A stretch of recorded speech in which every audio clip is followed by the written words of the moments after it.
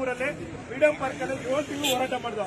ಆ ಹೋರಾಟಕ್ಕೆ ಸ್ಪಂದಿಸಿದ ಕಾಂಗ್ರೆಸ್ ಸರ್ಕಾರ ಅಮೆಂಡ್ಮೆಂಟ್ ಮಾಡ್ತು.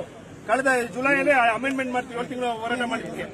ಬಟ್ ಅಮೆಂಡ್ಮೆಂಟ್ ಆಗಿದ್ರು ಕೂಡ ಕೋರ್ಟ್ಗಳಲ್ಲಿ ಏನು ಎಸಿಟಿಸಿ ನ್ಯಾಯಾಲಯಗಳಿದೆ ಮತ್ತೆ ಕೆಲವು ಕೋರ್ಟ್ಗಳಿದೆ ಅಮೆಂಡ್ಮೆಂಟ್ ವಿರುದ್ಧವಾಗಿ ಆದೇಶ ಮಾಡ್ತಿದ್ದಾರೆ.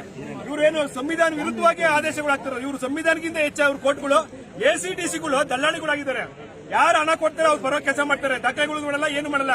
ಇವರು ಏನು ನಮ್ಮ ಪರವಾಗಿ ಏನು ಆದೇಶ ಮಾಡಬೇಡ, ಸಂವಿಧಾನಬದ್ಧವಾಗಿ ಏನು ಪಿಟಿಷನ್ ಕಾಯ್ದೆ ಇದೆ ಆ ಕಾಯ್ದೆ ಪ್ರಕಾರ ಮಾಡಲಿ. ಕಾಯ್ದೆ ಉಲ್ಲಂಘನೆ ಮಾಡಿ ಯಾರು ಜಾಮೀನು ತಗೊಂಡಿದ್ದಾರೆ ಅದು ನಮ್ಗೆ ವಾಪಸ್ ಕೇಳ್ತಾರದು.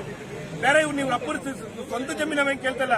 ನೋಡಿ, ಲಕ್ಷಾಂತರ ಕುಟುಂಬ ಬೀದಿ ಪಾಲಾಗಿದೆ ಜಮೀನು ಕಳ್ಕೊಂಡು. ನಾವು ಆದ್ರೂ ಕೂಡ ಸಂಬಂಧಪಟ್ಟ ಸರ್ಕಾರ ಕೂಡ 1 ವರ್ಷದಿಂದ ನೆಗ್ಲೆಕ್ಟ್ ಮಾಡ್ತಾರೆ. ಸಂಬಂಧಪಟ್ಟ ಮಂತ್ರಿ ಕೂಡ ಇದೇನು ಜವಾಬ್ದಾರಿ ತಗೊಂಡಿಲ್ಲ. ಬರೇ ಮಾತಲ್ಲಿ ಹೊಟ್ಟೆ ತುಂಬಿಸಿ ನಮ್ಮ ದಲಿತನ ಜೀವನ ಹಾಳು ಮಾಡ್ತಾ ಇದ್ದಾರೆ.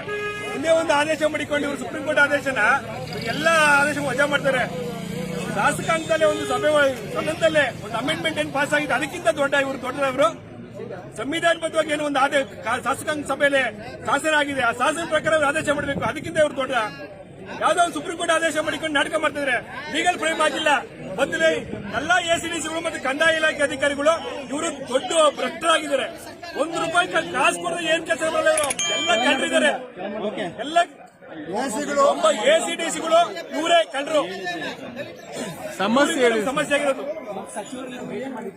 ಮುಖ್ಯಮಂತ್ರಿಗಳನ್ನು ಭೇಟಿ ಮಾಡಿದ, ಸಚಿವರನ್ನು ಭೇಟಿ ಮಾಡಿದ್ದು. ಏನಿದೆ ಸಮಸ್ಯೆ ಬಗೆಹರಿಸ್ತಿದ್ದ. ಇವೇನು ಸಮಸ್ಯೆ ಬಗೆಹರಿಸ್ತೀವಿ ಅಂದ್ರೆ ಮತ್ತೆ ರಾಜ್ಯಾದ್ಯಂತ ನಾವು ಮತ್ತೆ ಹೋರಾಟ ಶುರು ಮಾಡ್ತೀವಿ.